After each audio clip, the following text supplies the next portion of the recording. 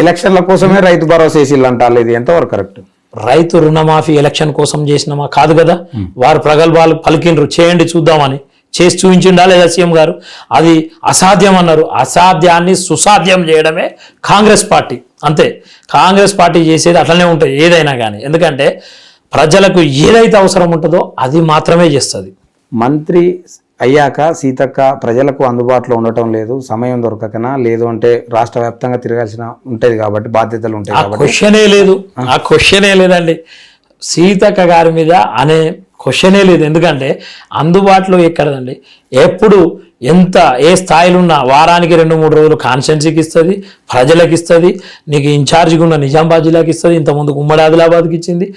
ఎక్కడ ఏ పని చెప్పినా నాయకత్వం మంత్రి గారికి, సీతక్క గారికి ఏ పని చెప్పినా, ఏది చేసినా, ఏది ఆదేశించినా నిబద్ధతతోటి, క్రమశిక్షణతోటి ఆ పనిని 100% పూర్తి చేస్తుంది.